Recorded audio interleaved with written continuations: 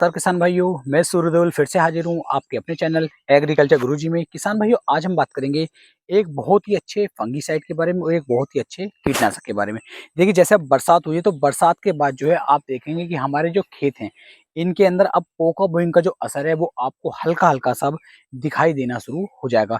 साथ ही साथ थोड़ा सा जो है कीटों का अटैक भी आपको देखने को मिलेगा। तो यहाँ पर हमें किसी एक ऐसे फंगीसाइड का उपयोग करना है, किसी एक ऐसे कीटनाशक का उपयोग करना है कि इन दोनों को मिलाने के बाद हमारे गन्ने के अंदर ना फंगस का अटैक रहे और ना ही कीटों का अटैक हमें देखने को मिल सके। तो इसके लिए हमें कौन सा फंगीसाइड लेना है, कौन सा कीटनाशक लेना है, पूरी जानकारी किसान भाइयों मैं आपको इस वीडियो के अंदर आपको बताने वाला हूँ। तो यहाँ पर किसान भाइयों, मैं इस समय पर जो अपने गन्ने के खेत के अंदर हूँ और यहाँ पर ये वीडियो जो है बनाई जा रही है। देख रहा हूँ कि यहाँ पर किसी तरह का कोई रोग जो है वो गन्ने के अंदर तो नहीं आया है, क्योंकि बरसात हुई है तो उम्मीद यही रहेगी कि हल्का सा फंगस और हल्का सा जो कीटों का अटैक है वो खेत के अंदर आना तो लाजमी है। क्योंकि बरसात के बाद ये जो दिक्कतें हैं ये हमारे खेत के अंदर, गन्ने के अंदर स्वाभाविक रूप से आ जाती हैं। तो अब अच्छे फंगीसाइड को यदि हम देखें तो कौन सा रहेगा, अच्छे कीटनाशक को देखें तो कौन सा रहेगा, क्योंकि किसान भाई ज्यादा लागत लगा लगा करके किसान भाई भी काफी ज्यादा परेशान हो गए हैं। कीटनाशकों का उपयोग कई बार हम कर चुके हैं, तो इस समय पर सबसे बेहतर कीटनाशक हमारे लिए कौन सा रहने वाला है।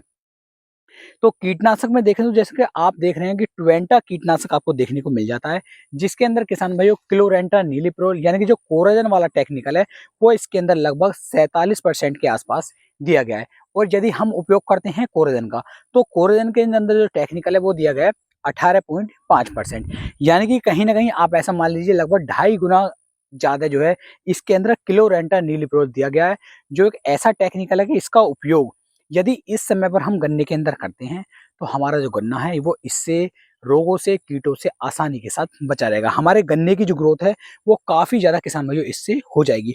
तो आप इस समय पर ट्वेंटा कीटनाशक का उपयोग कर सकते हैं।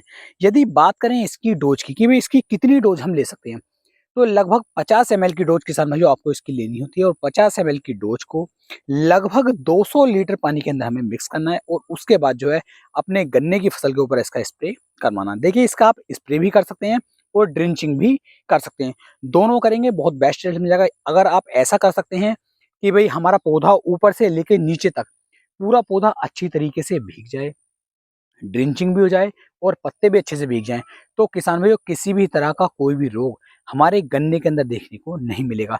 चाहे तो वो सुंडी का अटैक हो, चाहे वो चींटियों का अटैक हो, चाहे सफेद मक्खी का अटैक हो, मतलब किसी भी तरह का रोग क्यों ना हो, या फिर मिट्टी के अंदर जैसे हमारे दीमक का अटैक रहता है, व्हाइट ग्रब सफेद गिंडार का अटैक रहता है, तो इन सबको किसान भाइयों ये काफी अच्छी तरीके से कंट्रोल कर लेगा। तो यहाँ पर आप ट्वेंटा कीटनाशक ले सकते हैं 50 ml प्रति एकड़ के हिसाब से। अब बात यहाँ पर ये है कि भाई चलो ये तो हमने ले लिया, अब हम इसके साथ फंगीसाइड कौन सा लें, क्योंकि फंगीसाइड बहुत सारे मार्केट में। अब अगर हम लंबा फंगीसाइड लेंगे यानी कि महंगा फंगीसाइड लेंगे तो इससे हमारा जो थोड़ा सा जो तालमेल है पैसों का वो बिगड़ सकता है। तो उस कंडीशन में किसान भाइयों ट्वेंटा कीटनाशक के साथ आप जो है थायोफिनेट मिथाइल 70% वो ट्यूबल पाउडर फॉर्म में जो आपको देखने को मिलता है, इसकी मात्रा आप ले लीजिए 400 ग्राम। इसे 400 ग्राम को आपको पानी में अलग अच्छी तरीके से पहले घोल लेना है, अच्छी तरीके से तैयार कर लेना है। उसके बाद ट्वेंटा कीटनाशक के अंदर आपको इसे मिक्स करना है और तब आप इसका स्प्रे जो है अपने गन्ने की फसल के ऊपर कीजिए। अगर इस तरह से आप चलेंगे तो फंगस का अटैक बिल्कुल नहीं होगा। जो पोको बोइंग का अटैक जो है गन्ने के अंदर इस समय पर हल्का हल्का सा आपको देखने को मिल रहा होगा, या फिर लाल सन रोग के जो अटैक है वो आने अब शुरू हो जाएंगे थोड़े समय के बाद, तो किसान भाई इससे हमारे गन्ने की फसल को ये काफी हद तक बचाएगा। काफी अच्छे रिजल्ट हमें देखने को मिलेंगे। बरसात हुई हुई है, खेत के अंदर नमी जो है वो पूरी है, तो कोई भी नुकसान आपको देखने को नहीं मिलेगा। हाँ, इसके बाद जैसे बरसात अब नहीं होगी, मान लीजिए 8 या 10 दिन बाद बरसात नहीं होती है, तो 10 दिन के बाद आपको अपने गन्ने के अंदर सिंचाई जरूर करनी है, पानी जरूर चलाना है। उसके और भी बेहतर रिजल्ट देखने को मिलेंगे, क्योंकि हमेशा ध्यान दीजिए कि अगर हमने खेत के अंदर पानी नहीं चलाया है, नमी हमारे खेत के अंदर नहीं है, तो किसान भाइयों इससे क्या होता है, उतने बढ़िया रिजल्ट हमें देखने को नहीं मिल पाते हैं। तो हमेशा ध्यान रखिए कि गन्ने के अंदर जो है नमी आप बना करके रखेंगे, तभी कोई कीटनाशक हो या फंगीसाइड हो वो अच्छे रिजल्ट हमें निकाल करके दे सकता है।